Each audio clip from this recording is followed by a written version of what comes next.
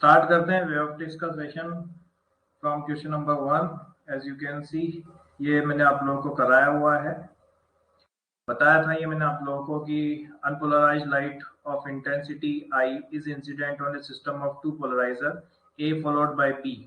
The intensity of emergent light is I/2. इसका मतलब क्या हुआ कि दोनों पोलराइजर जो थे, मैंने आप लोगों को बताया था ये कि एक पोलराइजर ऐसे है और मान लेते हैं कि दूसरा पोलराइजर वो ऐसे रखा हुआ है, ठीक है, और आपने अनपोलराइज्ड लाइट यहाँ से पास कराई है ऐसे। तो आपको पता है कि I इंटेंसिटी होती है, तो फर्स्ट पोलराइजर से निकलेगी तो इंटेंसिटी जस्ट क्या हो जाएगी, हाफ हो जाएगी। फिर उसके बाद दोनों के बीच के एंगल पे डिपेंड करती है सारी इंटेंसिटी। तो मेलस लॉ क्या बोलता है कि I net is equal to I received, कितना है I/2, उसके cos स्क्वायर थीटा पे डिपेंडेंसी होगी, और I नेट जो रिसीव हो रही है वो भी कितनी है हमारे पास, I/2 है। तो cos स्क्वायर थीटा की वैल्यू यहाँ से 1 आई, तो थीटा की वैल्यू क्या आ चुकी है, 0। यानी शुरुआत में A और B जो है वो क्या रखे हुए हैं, पैरेलल रखे हुए हैं। अब आपसे बोला है कि C जो है वो इस ढंग से रखा जाता है ताकि जो इंटेंसिटी है वो क्या हो जाए, रिड्यूस हो जाए। और आपसे बोला हुआ है the angle between C and C is theta. तो देखो A ऐसे रखा हुआ है, C ऐसे रखा हुआ है, ठीक है, और B ऐसे रखा हुआ है फिर से, ठीक है। तो यहां से सोचो I आई, तो यहां से कितनी हो जाएगी, I/2। फिर ये एंगल देखो वापस से कितना हो चुका है, थीटा। तो यहाँ पे intensity I/2 cos square theta आने वाली है। फिर यहां से निकलने वाली इंटेंसिटी क्या होगी, इसका cos स्क्वायर थीटा टाइम्स, तो ये आ जाएगा I/2 cos square theta. Receive जो हुई उसका क्या लेना है हमें, cos स्क्वायर थीटा। वो किसके इक्वल करना है, रिजल्टेंट के, और रिजल्टेंट की वैल्यू हमें कितनी दे रखी है, I/3। तो यहाँ से हमने इसको कैंसिल किया, ये आ गया cos to the power 4 theta is equal to 2/3। यहाँ से हमारे पास cos थीटा की वैल्यू आने वाली है 2/3 टू दी पावर 1/4, ठीक है। Now next we are moving towards this question. यहाँ तक हम लोगों ने कर लिया था मेरे ख्याल से, ठीक है। हम इस क्वेश्चन पे चलते हैं। ये शुरुआती क्वेश्चन मैंने आप लोगों को करा दिया था, सेकंड हो गया था, थर्ड हो गया था मेरे ख्याल से, फोर्थ भी हो गया था। इन क्वेश्चंस को अपन लास्ट में डिस्कस कर लेंगे, है ना। ये फोर्थ था, ये फिफ्थ हो गया। Now we are doing the sixth question. Sixth question को हम सॉल्व करने वाले हैं ना। सिक्स्थ क्वेश्चन क्या है, आप लोगों को दिख रहा है, radio waves coming at an angle alpha. Radio waves जो है वो कितने एंगल पे आ रही है, अल्फा एंगल पे आ रही है, ठीक है।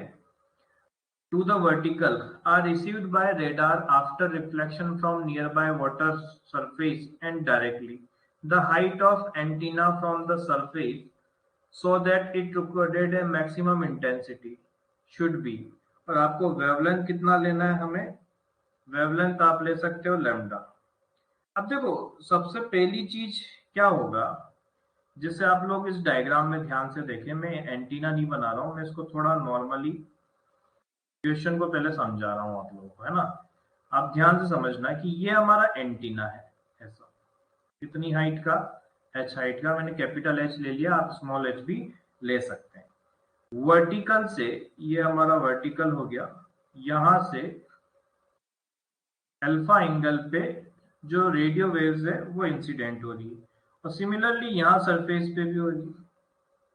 कितने एंगल पे, वही वर्टिकल से कितना एंगल है हमारे पास, अल्फा एंगल है, ठीक है। अब आपको दिख रहा है कि यहाँ उसने कहा है कि coming at an angle alpha to vertical are received by radar after reflection from near by water surface and directly. मतलब एक तो डायरेक्ट आ रही है जो, और एक यहाँ वाटर सरफेस से रिफ्लेक्शन होने के बाद, मतलब ये वाली जो वेव है वो रिफ्लेक्ट होके ऐसे जाएगी, कितने एंगल पे जाएगी, अल्फा पे, क्योंकि रिफ्लेक्शन का लॉ ये बोलता है। तो यहाँ दो वेव का फॉर्मेशन ऐसे हो रहा है, जो डायरेक्ट यहाँ रिसीव हुई है और एक रिफ्लेक्शन के थ्रू इधर की तरफ जा रही है, ठीक है। तो बेसिकली अगर मैं आपसे कहूं तो आप लोग थोड़ा समझना कि ये वेव 1 हो चुकी है और ये वेव 2 हो चुकी है। तो फॉर इंटरफेरेंस हमें डेल्टा एक्स निकालना पड़ेगा। और डेल्टा एक्स के लिए मैं क्या कर रहा हूं, यहां से कुछ इस ढंग से परपेंडिकुलर डाल रहा हूं। ये परपेंडिकुलर मैंने डाल दिया, ठीक है। तो अब क्या हो चुका है परपेंडिकुलर डालने से कि ये वाली रे और ये वाली रे ऑलमोस्ट क्या हो गई, बराबर हो गई, ठीक है। तो अब यहां किस तरीके से सॉल्व करेंगे उसको देखिए। आप लोगों को दिख रहा है कि ये अल्फा एंगल है, तो ऑब्वियस सी बात है 90 माइनस अल्फा ये एंगल होने वाला है, तो ये एंगल हमारे पास अल्फा होने वाला है, ठीक है। अब ये बताओ, जब आप डेल्टा एक्स लिखोगे तो डेल्टा एक्स क्या होगा कि पार्ट डिफरेंस। तो पार्ट डिफरेंस देखो, अगर मैं कहूं कि ये पॉइंट है ए, ये पॉइंट है ओ और ये पॉइंट हो गया बी, तो एक्स्ट्रा पार्ट कितना है, एक तो एओ दिख रहा है, एओ। फिर उसके बाद एक्स्ट्रा पार्ट में फिर क्या आ जाएगा, रिफ्लेक्शन हुआ है तो इसका मतलब लैम्डा बाई 2, और फिर उसके बाद क्या आने वाला है, ओबी, यही आएगा। अब मुझे एओ निकालना है। एओ निकालने के लिए बेटा आप यहाँ पे देखो, ये ट्राइंगल जो हमें दिख रहा है उसका बेस एच है और एंगल हमें अल्फा दिख रहा है, तो हम क्या लगाने वाले हैं, हम इसका हाइपोटेनियस निकालेंगे। तो कैसे निकाले, cos alpha is equal to, ये सी पॉइंट बोल दो, इस ट्राइंगल के अंदर बात कर रहे हैं हम, ट्राइंगल ओ बी सी में। तो कितना आ जाएगा, H upon hypotenuse O B हो चुका है। ओबी की वैल्यू आप देख सकते हो एच सेक अल्फा आ जाएगी, आ गई। तो ये एच सेक अल्फा तो हमारे पास ओबी की वैल्यू आ गई, यहां तक क्लियर हो चुका है। अब मुझे ये निकालना है ओ ए की वैल्यू। तो आप यहाँ पे देख सकते हो ट्राइंगल ओ ए बी में हाइपोटेनियस हमें पता है ना। तो अगर हम यहाँ पे cos 2 अल्फा लगाएंगे बेटा, तो cos 2 अल्फा क्या आ जाएगा, ओ ए डिवाइडेड बाय ओ बी। तो ओ ए की वैल्यू यहां से कितनी आ जाएगी, ओ बी यानी H sec alpha into cos 2 alpha. तो यहां से जब हम वैल्यू पुट करेंगे तो डेल्टा एक्स हमारे पास आ गया H sec alpha cos 2 alpha plus lambda by 2 plus H sec alpha. इसको हम डेल्टा एक्स को अगर हम ऐसे लिखें, एच सेक अल्फा कॉमन लिया, 1 प्लस कॉस 2 अल्फा की वैल्यू क्या आ जाएगी, 2 कॉस स्क्वायर अल्फा। ये दोनों में 1 प्लस कॉस 2 अल्फा ये आ गया, प्लस लैम्डा बाई 2। और इसको हम किसके इक्वल करने वाले हैं, उसने कहा है कि मिनिमम मैक्सिमम आ रही है और मिनिमम हाइट हमें निकालनी, तो हम पहला मिनिमम मैक्सिमा लेके चलेंगे, क्योंकि मैक्सिमम इंटेंसिटी के लिए कंस्ट्रक्टिव इंटरफेरेंस होना चाहिए, तो ये पार्ट डिफरेंस लैम्डा के इक्वल। अब देखो एच ये आ जाएगा 1 अपॉन कॉस अल्फा और ये 2 कॉस स्क्वायर अल्फा और is equal to lambda by 2। तो आप देख सकते हैं एक कॉस अल्फा से एक कॉस अल्फा कैंसिल हो गया, एच की वैल्यू हमारे पास आ जाएगी lambda upon 4 cos alpha will be the answer. और उसने यही पूछा हुआ है आपसे, what will be the height so that there will be maximum intensity. Is that clear to everyone?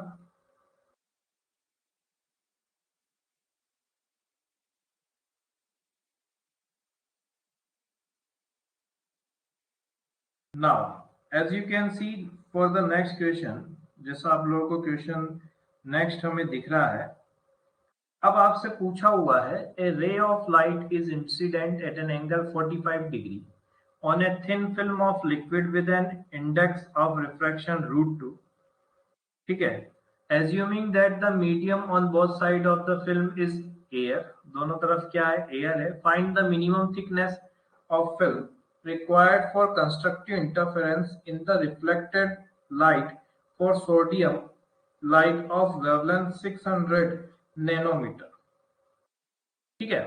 तो सबसे पहले तो आपको क्या करना है, यहाँ पे रिफ्लेक्टेड जो वेव है, कौन सी रिफ्लेक्टेड वेव है, उनके बीच में क्या कराना है, इंटरफेरेंस कराना है। क्योंकि उसने यहाँ बहुत इजीली और सही ढंग से दिया है, थिन फिल्म है जिसका रिफ्रैक्टिव इंडेक्स √2 है, assuming medium on both side of thin film is air, यानी यहाँ भी एयर है।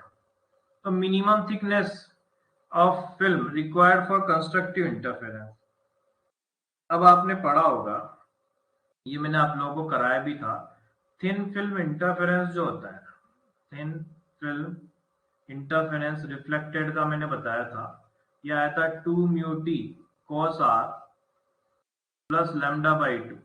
ये एक्स्ट्रा पार्ट डिफरेंस आता है, अगर आप लोगों को पता हो, ये मैंने आप लोगों को बता दिया था। और कंस्ट्रक्टिव इंटरफेरेंस के लिए हम किसके इक्वल कर देंगे, एन लैम्डा की, या फिर अगर आप अपनी कॉपीज के अंदर चेक करेंगे, ये मैंने आप लोगों को बताया भी था कि 2 म्यू टी cos r को 2n-1 लैम्डा बाई 2 के इक्वल कर देंगे अगर हम चाहते हैं कि वहां पे मैक्सिमा है। ठीक है, तो यहाँ कंस्ट्रक्टिव इंटरफेरेंस करना है तो मैक्सिमम के लिए एन लैम्डा कर दिया हमने। अब सबसे पहले मुझे cos r पता होना चाहिए, तो आप स्नेल्स लॉ का यूज करो।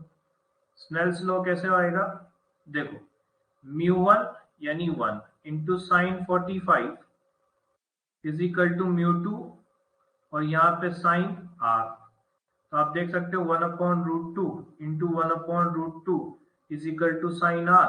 तो r की वैल्यू यहाँ से कितनी आ चुकी है, 30 डिग्री। ठीक है, अब r की वैल्यू 30 डिग्री आ गई, तो यहाँ पे क्या जाएगा, 2 इंटू म्यू की वैल्यू √2, थिकनेस हमें यहाँ पे निकालनी है, cos r यानी cos 30 degree is equal to minimum value निकालना है, तो ये लैम्डा माइनस लैम्डा बाई 2 होगा, जो कि लैम्डा बाई 2 आ जाएगा। तो यहाँ से देखो t की वैल्यू क्या आ जाएगी, लैम्डा है 600 इंटू 10⁻⁻9 अपॉन 2 और ये 2√2 और यहाँ पे √3/2 आ जाएगा cos 30 की वैल्यू, तो ये इससे कैंसिल। आप देख सकते हो ये दोनों मिलके इसको √6 टाइम्स कैंसिल। ठीक है, अब अगर हम यहाँ पे कैलकुलेशन करें, ये मल्टीप्लाई है, लैम्डा मत कर देना इसको। ठीक है, तो ये आया हमारे पास √6/2 इंटू 10⁻⁻7। √6 की वैल्यू होती है बेटा 2.46 डिवाइड बाई 2 इंटू 10⁻⁻7। तो आप देख सकते हो ये 1.2 इंटू 10⁻⁻7 मीटर आई है, तो आप इसको ऐसे भी लिख सकते हो 0.12 micrometre will be the answer. Nanometre में निकालना हो तो आप अकॉर्डिंगली उसको आगे की तरफ शिफ्ट कर। तो मेरे ख्याल से ये एग्जांपल क्लियर हो गया होगा सभी को। सर माइनस लैम्डा बाई 2 आना चाहिए था। बेटा ये माइनस नहीं, एक्स्ट्रा पार्ट आया है ना, लैम्डा बाई 2 ऐड हुआ है। ये माइनस तो ये जब इधर जाता ना कि 2n-1, या तो आप डायरेक्ट यूज करो कि 2 mu T cos r is equal to 2n-1 into lambda by 2। अगर ऐसे याद रख सकते हो तो ऐसे याद रख लो।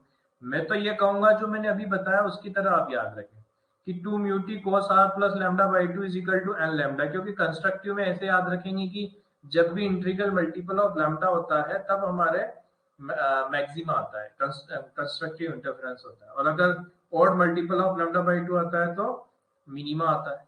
और जब यही ट्रांसमिटेड का पूछते, रिफ्लेक्टेड का नहीं होकर ट्रांसमिटेड का पूछते, तो डायरेक्ट कर देते 2 mu T cos r is equal to n lambda. ये आता हमारे ट्रांसमिटेड के लिए, पर उसने रिफ्लेक्टेड रे के लिए हमारे को पूछा हुआ है। क्लियर है? Yes sir. Okay, now next we are moving towards next question. As you can see, next question की तरफ चलते हैं हम। ये इजी लग रहा है, आप लोग देख सकते हैं, ठीक है, ज्यादा टफ है नहीं। यंग डबल स्लिट एक्सपेरिमेंट में एट ए पॉइंट 3 बार फोर्थ ऑफ मैक्सिमम इंटेंसिटी, आप लोगों को पता है कि रिजल्टेंट इंटेंसिटी जो होती है वो 4I0 cos स्क्वायर phi/2 होती है। अब मैक्सिमम इंटेंसिटी होती है 4I0, उसका 3/4, तो ये 3/4 कर दिया, is equal to 4I0 cos square phi/2 आ जाएगा। तो ये 4I0 ने 4I0 को काटा, तो cos स्क्वायर phi/2, तो cos phi/2 की वैल्यू कितनी आ गई बेटा, √3/2। तो phi/2 की वैल्यू हमारे पास कितना आ जाएगा, ये π/6 पे होता है, तो यहाँ phi की वैल्यू हमारे पास π/3 आ गई, आ चुकी है। अब हमें क्या निकालना है, पार्ट डिफरेंस। तो हमें पता है delta phi is equal to 2π/λ into delta x. ये हो गया हमारे पास π/3 और ये 2π/λ, पर डेल्टा एक्स की वैल्यू होती है बेटा d sin थीटा। तो हम यहाँ पे पाई को पाई से कैंसिल करेंगे, तो d sin थीटा की वैल्यू हमारे पास आ जाएगी λ/6। तो sin theta will be λ/6d, this will give theta is equal to sine inverse of lambda by 6d।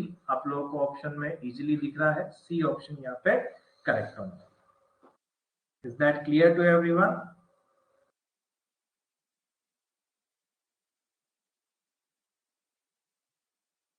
Okay, now we are moving towards next question, जो कि पोलराइजेशन का है। Two polaroid are crossed if now one of them is rotated through an angle 30 degree, unpolarized light of intensity I naught is incident on first polaroid, then intensity of transmitted light की जो intensity है वो कितना होने वाली है? तब सीधा सीधा देखो, दो पोलराइड है जो एक दूसरे को क्या कर रहे हैं कि क्रॉस कर रहे हैं। अब क्रॉस देखो हमेशा ऐसे होता है कि एक अगर ऐसे है तो ऑब्वियस सी बात है, दूसरा कैसे है कुछ 90 डिग्री पे ना। इसको मैं थोड़ा सही बना देता हूँ। ये हमारे पास कुछ ऐसा हो चुका है, ठीक है। तो आपको पता है अनपोलराइज निकालेंगे तो यहाँ से I/2 होगी। अब यहाँ cos थीटा की बात करते हैं तो इंटेंसिटी क्या हो जाएगी? 0, पहले वाले केस में। और उसने कहा है now one of them is rotated through an angle, मतलब अगर मैं फर्स्ट वाले को एज इट इज ऐसे रखूं तो उसको अगर 30 डिग्री घुमाओगे आप तो वो ऐसे घूम चुका है नहीं। इसका मतलब वर्टिकल से उसका एंगल आप ऐसे कह सकते हो 60 डिग्री हो गया। तो अब ये सोचो कि यहां से I निकाला तो ये तो डायरेक्ट इसको I0/2 तो कर देगा। फिर यहां से जो आएगा वो I0 cos स्क्वायर थीटा होता है। अब पहले 90 डिग्री था, अब नया एंगल तो 60 डिग्री है, तो I0/2 cos 60 का स्क्वायर क्या आ गया? I0/2 1/2 होता है तो ये 1/4 हो जाएगा। That will give I0/8। ठीक है, तो उसने यही पूछा है the intensity of transmitted light, तो I0/4 आपसे कहे कि कितना कोलैप्स हुई है, तो फिर हमारे कितना आ जाएगा? I0 माइनस I0/8, पर यहाँ पे I0/8 ही पूछा है कि कितना आने वाली है, तो डी ऑप्शन करेक्ट होगा। Is that clear to everyone? Sir 30 degree से रोटेट हुआ तो वर्टिकल वाला 30 डिग्री से रोटेट हुआ या हॉरिजॉन्टल वाला? कोई सा भी उसने कहा है ना, वन ऑफ देम। उसने कहा है one of them is rotated through an angle 30 degree. आप देखो किसी बच्चे का क्वेश्चन ये आ सकता है कि sir why you rotated this by anti clockwise, you can rotate it by clockwise. तो now the angle will become, ऐसा हो जाएगा ना ये यूं। तब वर्टिकल से एंगल कितना होगा? तो वर्टिकल से बेटा अभी भी तो देखो ये 90 है और आपने 30 डिग्री घुमा दिया। भाई पहली पॉसिबिलिटी तो मैंने ये वाली जो करी वो है ये वाली कि हमने एंटी क्लॉकवाइज घुमाया तो ये 60 डिग्री दे गया। अब क्या लिखोगे कि यहाँ से I0, तो यहाँ से I0/2 और यहाँ से आ जाएगा I0/2 cos 120 डिग्री का स्क्वायर। तो आपको पता ही है cos 120 माइनस 1/2 होता है, पर स्क्वायर करते हैं वो वापस से वही आ जाएगा। तो आई थिंक मेरे ख्याल से दोनों में यही आंसर आ रहा है। Okay sir. Okay, now as you can see, figure shows wavefront in still water moving in the direction of arrow towards the interface PQ between a shallow deep region, denser region जिसे बोला है, which of the line show may represent one of the wavefront in the deep region। अब देखो थोड़ा सा इसको समझना पड़ेगा, जिसे हम इस क्वेश्चन को कैसे करेंगे। ये हमारे पास सरफेस है ना, तो लाइट ऐसे मूव कर रही है वर्टिकली, ठीक है। अगर आप यहां देखोगे बेटा तो ये नॉर्मल ऐसे आने वाला है, नॉर्मल जो है वो यूं आएगा, ठीक है। अब हमें पता है कि शैलो मतलब क्या हो गया, ये रेयर, और ये क्या हो चुका है हमारे पास डेंसर। लाइट जानी तो ऐसे चाहिए थी, पर हमें पता है जब रेयर से डेंसर जाएगी तो नॉर्मल की तरफ बेंड हो जाएगी, तो नॉर्मल की तरफ बेंड होगी तो लाइट यूं चली जाएगी, पाथ को उसने चेंज कर दिया। ये तो था हमारे पास इंसिडेंट लाइट, और ये हमारी हो गई रिफ्रैक्टेड लाइट। तो जल्दबाजी में क्या होता है कि बच्चे चूज कर लेते हैं अच्छा फोर्थ वाला हमारे पास सही होने वाला, नहीं। Which of the lines shown may represent one of the wavefront in deep region? Deep region में wavefront बताने चाहिए। तो आपसे ये बोला है wavefront, not the direction of propagation। तो इससे परपेंडिकुलर डायरेक्शन बना लो भैया। ये हमारा क्या हो गया, परपेंडिकुलर।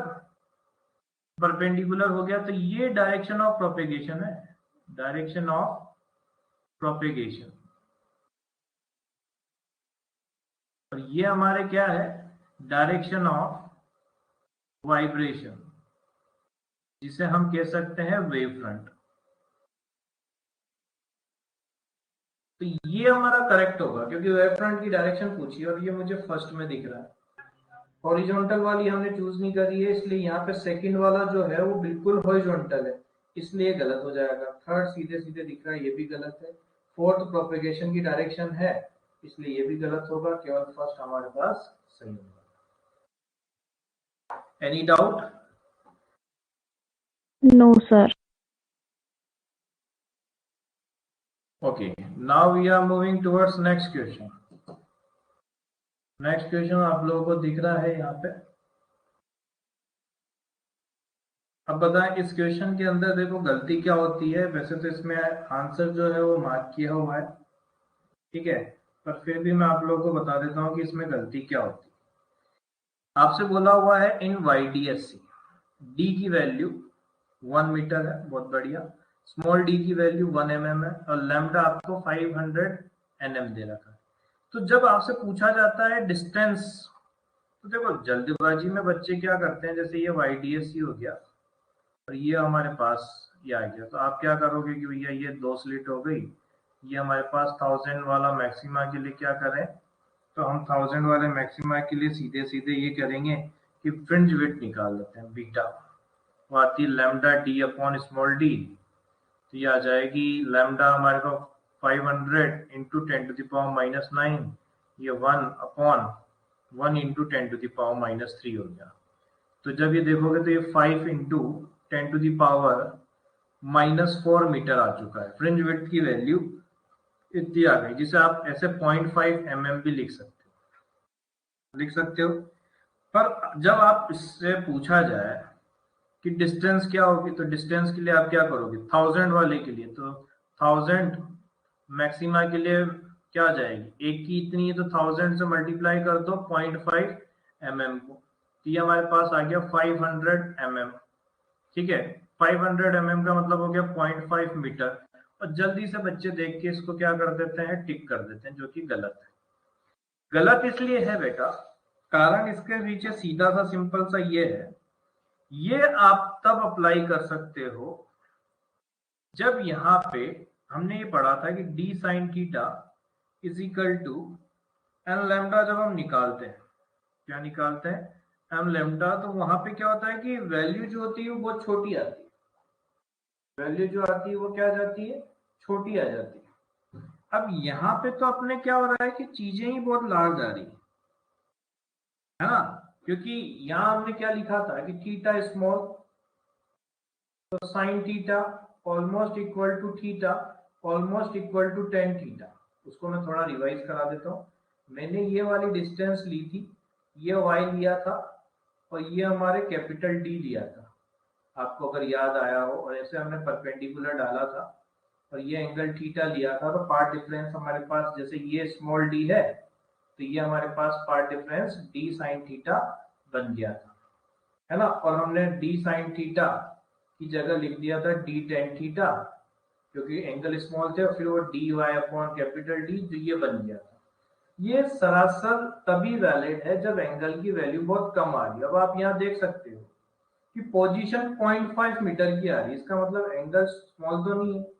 तो जब एंगल स्मॉल नहीं है तो आपको एग्जैक्ट यहाँ पे लेना पड़ेगा, एग्जैक्ट कैलकुलेशन यहाँ पे करनी पड़ेगी। कैसे करनी पड़ेगी, वापस से देखें, ये मिड पॉइंट मान लेते हैं कि यहाँ से y हाइट पे हमारे 1000 वाला मैक्सिमा आ रहा है और हम ये एंगल लेते थे, तो यहाँ पे ये डी है, हमारा path difference D sine theta होता था, तो इसका मतलब मुझे हाइपोटेनियस की जरूरत पड़ेगी, तो Y square plus capital D का स्क्वायर आ जाएगा, तो D sine theta will be the path difference, यानी D Y upon under root of Y square plus capital D का स्क्वायर।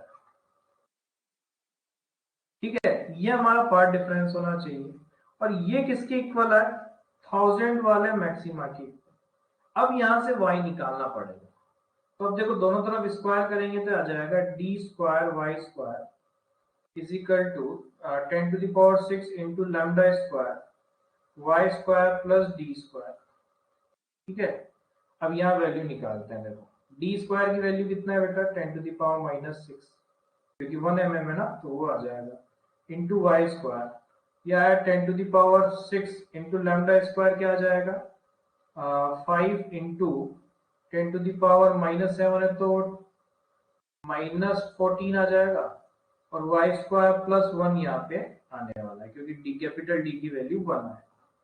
जब अपन इसकी वैल्यूज को सॉल्व करेंगे, देखो ये 10 टू द पावर 6 और ये 10 टू द पावर -6, ये डिवाइड में जाएगा, तो हम ऐसे लिखें कि वाई स्क्वायर, ये 10 टू द पावर 6 ने इसको काटा, तो ये 10 टू द पावर -8 बना।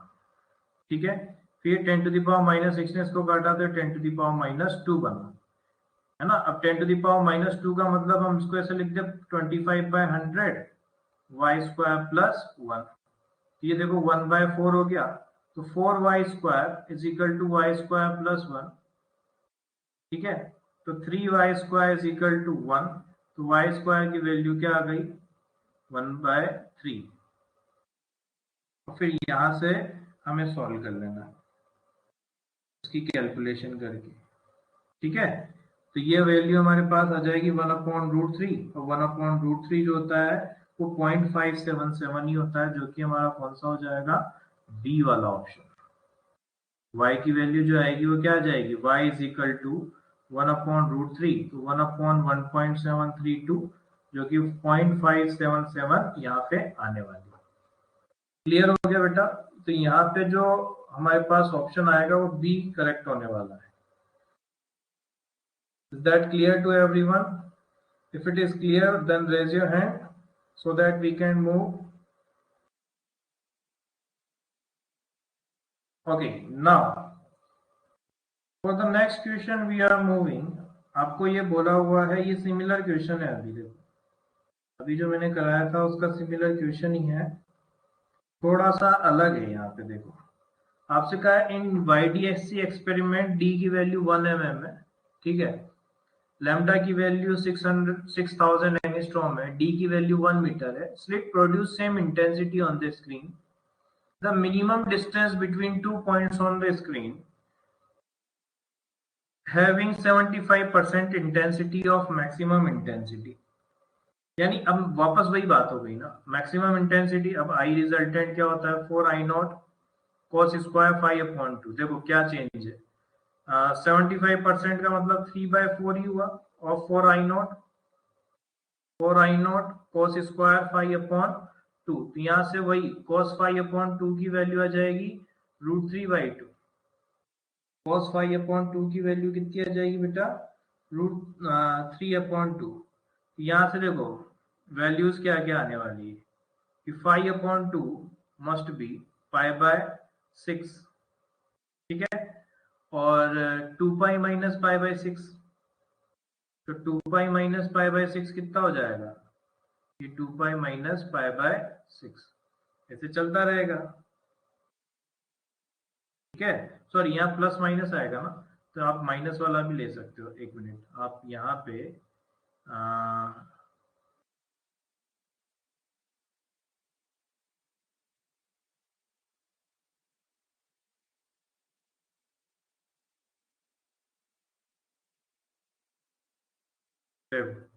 यहाँ क्या आने वाला है कि 5/2 √3/2 पे क्या होता है? π/6, और -π/6 में π - π/6, तो वहाँ 5 की वैल्यू कितनी आ जाएगी? π/3, 2π - π/3, ये वैल्यूज आ जाएगी। ऐसे कंटिन्यूअसली चलती रहेगी। तो यहाँ देखो क्या आया, π/3 कॉमा 5π/3 ये आ चुकी। अब आप क्या करने वाले हो, यहाँ से जब आपने ये निकाल लिया तो उसके अकॉर्डिंग डेल्टा एक्स निकालो। तो कैसे निकालोगे, delta phi is equal to 2π/λ into delta x. तो जब π/3 था ना तो 2π/λ इंटू डेल्टा एक्स, तो डेल्टा एक्स की वैल्यू कितनी आ गई हमारे पास, ये पाई ने पाई को काटा तो ये आ गया λ/6। और जब 5π/3 था तो ये आ जाएगा 2π/λ इंटू डेल्टा एक्स। यहाँ से देखो कितना आया, पाई ने पाई को काटा तो डेल्टा एक्स की वैल्यू हमारे पास आ जाएगी 5λ/6 आ गया। आपसे ये पूछा हुआ है कि minimum distance between two points, दो पॉइंट्स के बीच की डिस्टेंस। तो अब ये बताओ, जहां पे सेंट्रल मैक्सिमा आ रहा था वहां पे तो मैक्सिमम होगी, तो ये पोजीशन हमारे पास कौन सी वाली, λ/6 वाली, ये वो पोजीशन आई है जहां पे आपको क्या करना है, मैक्सिमम इंटेंसिटी का 75% आया। अब डेल्टा एक्स किसके इक्वल होता है, डी साइन थीटा के, उसको किसके इक्वल कर दोगे, λ/6 के। तो D Y upon capital D is equal to λ/6। तो y की वैल्यू आ गई λ/d/60। लैम्डा की वैल्यू हम रख देते हैं 6000 इंटू 10⁻⁻10। कैपिटल डी की वैल्यू 1 है और यहाँ पे 6 इंटू स्मॉल डी की वैल्यू 1 इंटू 10⁻³ है। तो ये 3 जीरो और ये 3 जीरो ने काटा, यहाँ 10⁻⁴ बना, ये 6 ने 6 को काट दिया, ये 6 ने 6 को क्या कर दिया, काट दिया। ठीक है, तो वैल्यू यहाँ पे हमारे पास कितनी आ चुकी है, ये आ गई हमारे पास 10⁻⁻4। ठीक है, तो अब ये सोचो कि सेंट्रल मैक्सिमा से ये 10⁻⁻4 है, ऐसे ही एक मिनिमा नीचे भी आएगा कितनी डिस्टेंस पे, 10⁻⁻4 पे। तो यहाँ भी 75% है, यहाँ भी 75% है, तो इनकी बीच की सेपरेशन क्या हो गई, 2 इंटू 10⁻⁻4, जिसको हम 0.2 mm भी लिख सकते हैं, जो कि हमें क्या दिख रहा है, डी ऑप्शन में दिख रहा है। समझ में आ गया सभी को? किसी को कोई डाउट हो तो आप लोग पूछ सकते हो। सर पाथ डिफरेंस 5λ/6 को क्यों रिजेक्ट किया? पाथ डिफरेंस 5, मिनिमम डिस्टेंस पूछा है ना। अगर वो ये बोलता कि कोई सी भी सेकंड वाले ऐसे पॉइंट्स है तो 5λ/6 को लेते। वो कहता कि कोई ऐसे तीसरे नंबर के पॉइंट्स के बीच की डिस्टेंस बताओ, तो फिर आप अगला वाला सॉल्यूशन लेते। तो बहुत इजीली इसने मिनिमम डिस्टेंस पूछा है। मैंने बस ये चीज क्लियर करी है कि वहां पे -√3 वाला -√3/2 वाला ऑप्शन भी जो होगा ना वो भी हो सकता है, पर आपको मिनिमम डिस्टेंस पे थोड़ा यहाँ पे वर्कआउट करना है। Okay sir. आगे बढ़े, raise your hand. Okay, now we are moving towards next question. As you can see, अब नए क्वेश्चन, थोड़ा डिफिकल्ट वाला क्वेश्चन दिख रहा है ये हमारे को। ठीक है ना, तो डिफिकल्ट क्वेश्चन है तो क्या करना है देखते हैं। यहाँ पे आपको दिया हुआ है कि M1 and M2 are two plane mirror which are kept parallel to each other as shown in figure. There is a point O on perpendicular screen just in front of S. ठीक है, what should be the wavelength of light coming from monochromatic source S so that maxima is formed at O due to interference of reflected light of both surface. अब देखो थोड़ा सा आपको clear करना पड़ेगा। देखो ये सोर्स है हमारे पास और यहाँ मैं प्लेन मिरर तो पूरा बता नहीं पाऊंगा, पर आपको ये तो कंफर्म है कि ये d/2 है, इसकी इमेज भी यहाँ बनने वाली है d/2 पे, यानी ये हमारे S1 का काम करेगी। ये S हो गया ना। ऐसे ही यहाँ पे ये जो प्लेन मिरर है ये D है, तो यहाँ से D डिस्टेंस पे इसकी इमेज बनेगी जो कि S1 हो चुकी है ना। अब आप इसको ऐसे समझो कि एक स्लिट और ये यहां से ऐसा है ये गेप, ये तो है d और ये वाला कितना है सेपरेशन 2d। ठीक है, आपको ये बोला हुआ है कि बिल्कुल यहां पे इस जगह पे तो आपको वेवलेंथ की वैल्यू क्या होनी चाहिए कि सारा सीन रहे। अब ये बताओ, अगर यही सीनेरियो मैंने आप लोगों को ऐसा क्वेश्चन बताया था, अगर आप देखो तो ये 3d/2 S1 और S2 के बीच की डिस्टेंस हो चुकी है। 3d/2 क्या हो चुका है S1, सॉरी, बिल्कुल अगर ये आइडियल YDSC होता तो ऐसा होना चाहिए था कि ये डिस्टेंस भी 3d/2 होती और ये भी कितनी होती 3d/2 और यहां हमारे क्या था सेंट्रल मैक्सिमा। पर सेंट्रल मैक्सिमा अब ऊपर की तरफ शिफ्ट हो गया। कितना शिफ्ट हुआ तो आप लोग को दिख रहा है, ये शिफ्ट हो चुका है हमारे पास d/2, यानी एक्स्ट्रा पार्ट डिफरेंस कितना आ रहा है d/2। तो हम यहाँ डेल्टा एक्स को d/2 के इक्वल कर देंगे तो d/2 इज इक्वल टू, या आप ऐसे कह सकते हो फ्रिंज विड्थ के इक्वल कर दो, है ना। तो d/2 is equal to lambda, screen कितनी डिस्टेंस पे रखी कैपिटल D पे, और यहाँ पे दोनों स्लिट्स के बीच की डिस्टेंस कितनी है 3d। यही तो लिखते हैं अपन, beta is equal to lambda d upon small d, जहाँ पे स्मॉल d स्लिट्स के बीच की डिस्टेंस, d स्क्रीन की डिस्टेंस ये होती है। यहाँ से हमने देखा कि d² upon 6d, 6 capital D है ना, इज इक्वल टू लैम्डा। यह हमारे पास वेवलेंथ का आंसर होना चाहिए। सॉरी मैंने कुछ गलत कर दिया, ये मल्टीप्लिकेशन में थोड़ा सा मिस्टेक हो गया।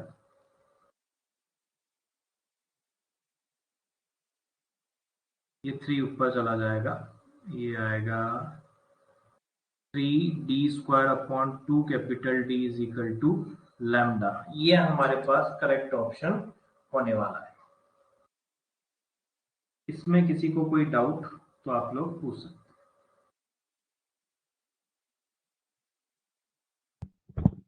सर एक बार डायग्राम वापस एक्सप्लेन कर दो। देखो यहाँ पे देखो, आइडियली ये है वाला है, ये S यहाँ रखा हुआ है, एक प्लेन मिरर से डिस्टेंस से d/2। ऑब्वियसली बात है, इसकी इमेज यहाँ बनी, क्योंकि प्लेन मिरर में यही तो होता है, जितनी डिस्टेंस पे ऑब्जेक्ट उतनी डिस्टेंस पे इमेज। दूसरे प्लेन मिरर से D पे, तो इसका मतलब D नीचे ही इसका क्या बनने वाली इमेज। तो ये एक टाइप का ऐसा क्वेश्चन हो गया कि दो स्लिट है जो 3d डिस्टेंस पे है बेटा, ठीक है, और स्क्रीन उससे रखी हुई है कैपिटल D डिस्टेंस पे। अब आइडियली तो अभी तक हमने ऐसा पढ़ा था कि बिल्कुल सेंट्रल मैक्सिमा के लिए यहाँ बीच में रहता था सोर्स, यू रे जाती थी इधर की तरफ, और यहाँ पे क्या जाता था सेंट्रल मैक्सिमा। पर अब क्या हुआ कि पैटर्न ऊपर की तरफ शिफ्ट हो गया। कितना शिफ्ट हो गया d/2, क्योंकि उसने कहा है ना O पे क्या आ रहा है हमारे मैक्सिमा आ रहा है, तो मैक्सिमा आ रहा है तो ऑब्वियस सी बात है, अब मैक्सिमा के लिए क्या करें कि ये पैटर्न ऊपर शिफ्ट हुआ है, तो पैटर्न ऊपर की तरफ शिफ्ट हुआ है तो यहाँ क्या आ जाएगा, हमने फ्रिंज विड्थ की वैल्यू d/2 की इक्वल कर दी, तो lambda d upon small d में दोनों स्लिट्स के बीच की डिस्टेंस 3d होती है, तो यहाँ पे हमने वो पुट कर दिया। किसी को कोई डाउट?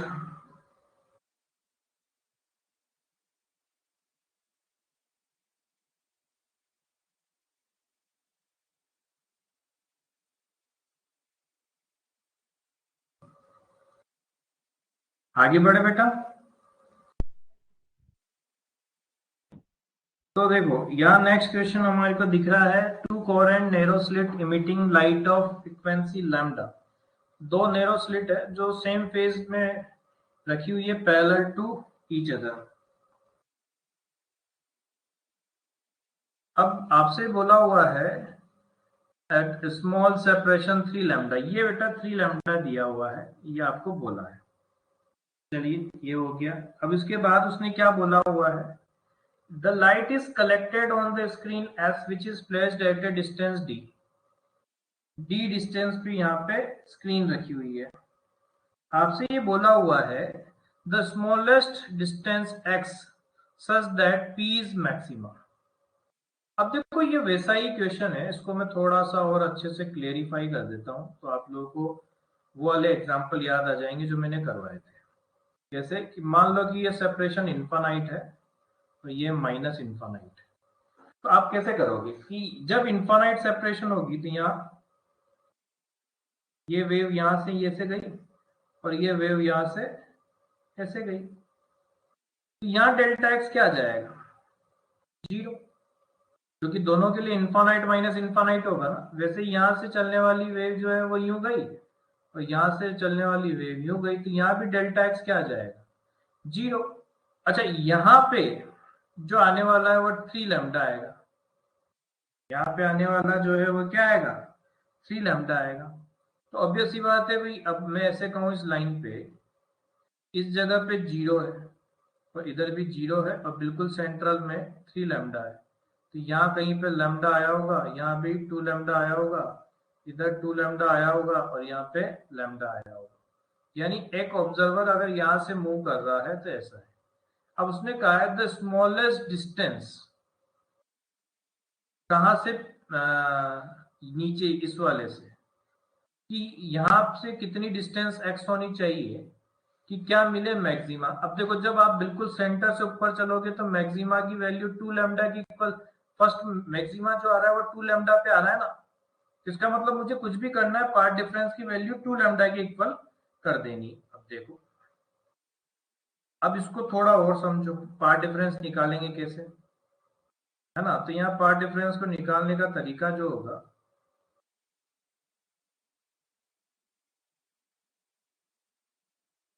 ये आ गई है और ये वैल्यू। अब देखो पार्ट डिफरेंस निकालने का जो तरीका है, मान लो कि ये सेपरेशन है, ये P पॉइंट है और यहां से ये दूसरी वेव ऐसे जा रही। आप लोगों ने पढ़ा होगा कि हम ऐसे परपेंडिकुलर डालें तो ये बराबर ये हो जाएगा, होगा ना। और अगर मैं कहूँ कि ये एंगल थीटा है और ये वैल्यू 3 लैम्डा दे रखी, तो ये 3 लैम्डा कॉस थीटा होगा। तो यही तो हमारा पार्ट डिफरेंस हो गया ना, क्या हो गया, यही हमारा पार्ट डिफरेंस हो गया। तो 3 lambda cos theta path difference है हमारे लिए, और मुझे पता है ये किसके इक्वल होना चाहिए, मैक्सिमा के लिए 2 लैम्डा के इक्वल। तो कॉस थीटा की वैल्यू बेटा 2/3 आई, कॉस थीटा की वैल्यू कितनी आ गई, 2/3। अच्छा, अब मुझे ये बताना है कि कितना डिस्टेंस होनी चाहिए। ये तो पार्ट डिफरेंस के लिए हमने मैक्सिमा मिनिमम किया था, अभी डिस्टेंस के लिए क्या करोगे। अब यहाँ देखो कि ये वाली डिस्टेंस मान लेते हैं कि x है और ये हमें d दे रखी है और ये एंगल अभी हमने निकाला ये थीटा है। तो आपको पता है कि cos थीटा की वैल्यू हमें पता है, तो tan थीटा कितना हो जाएगा, tan theta is equal to 2x upon capital D। x की वैल्यू आ गई d tan थीटा, तो d tan थीटा कैसे निकालें, ये राइट एंगल ट्राइंगल में ये थीटा, ये 2, ये 3, तो ये √5 आ जाएगा। तो यहां से आप क्या देखोगे कि √5/2 into capital D will be the value of x। ये हमारे पास आंसर आ गया। Is that clear?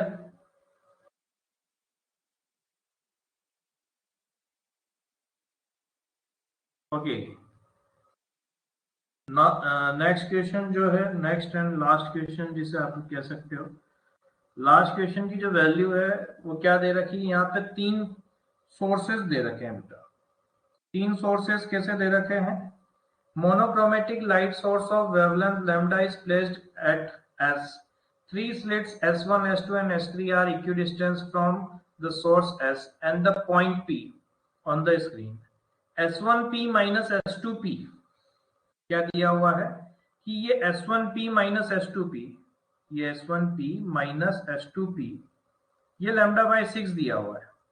तो आप ऐसे देखो, अगर मैं आपसे कहूं कि S1P माइनस S2P ये दिया हुआ है, तो आप ऐसे लिखोगे कि S1P माइनस S2P की value lambda by 6 plus lambda by 6, यानी मैं इसको लैम्डा बाय 3 कह सकता हूँ ना। क्यों, क्योंकि ये वाली डिस्टेंस में से ये गई तो ये लैम्डा बाय 6 आ रहा है, तो हमें तो सोर्स से निकालना रहता है ना, तो सोर्स से निकालोगे ये लैम्डा बाय 6 का इधर डिफरेंस है तो इधर भी लैम्डा बाय 6 का डिफरेंस होगा, ये लैम्डा बाय 3 आ गया। ऐसे ही उसने बोला है कि S1P माइनस S3P की वैल्यू 2 लैम्डा बाय 3 है ना। तो अगर मैं कहूं S1P माइनस S3P तो क्या वो 4 लैम्डा बाय 3 के इक्वल आ जाएगा? आ गया। अब यहां पे मुझे निकालना है if I is the intensity at P point when only one slit is open, केवल एक स्लिट आती है तो क्या इंटेंसिटी ये रहती है ना। तो इंटेंसिटी जब सारी स्लिट्स ओपन होगी तो क्या रहने वाला है?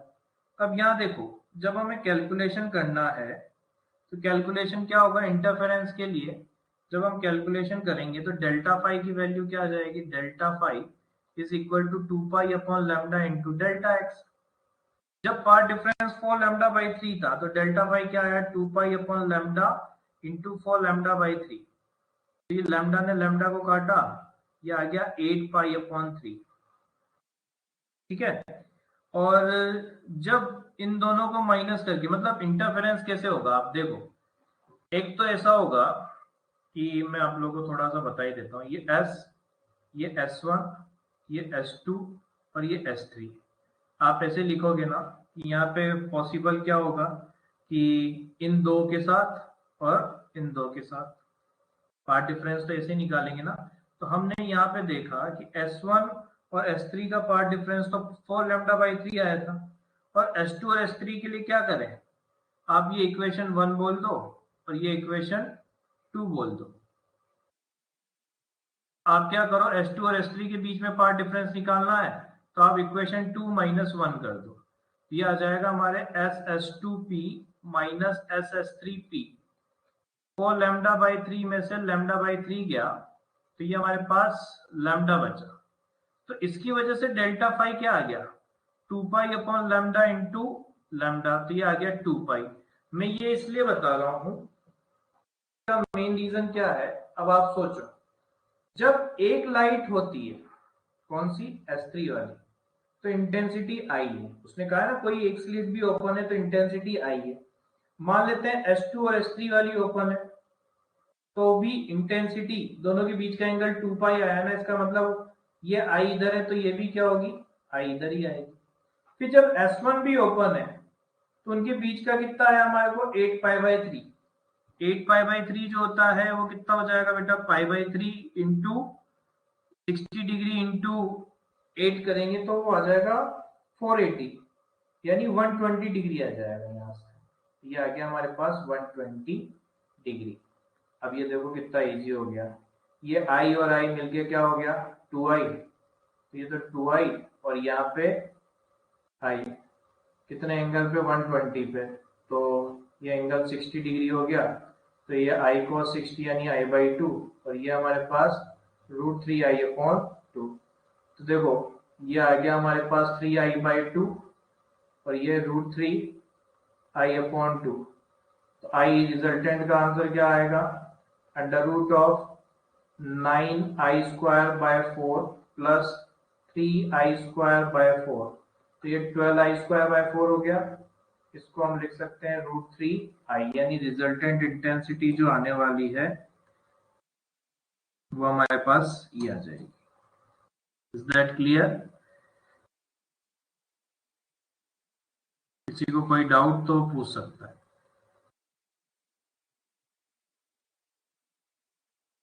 नहीं है?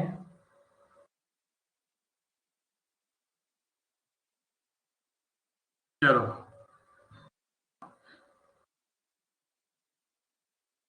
ठीक है, तो ये था वेव ऑप्टिक्स का सेशन। एक काम करना दीदी, आप सबसे ये पूछ लेना कि कौन सी चीज है जिसकी सबसे ज्यादा जरूरत है, उसका वीडियो अपन डिस्कशन कर ले लेंगे, है ना।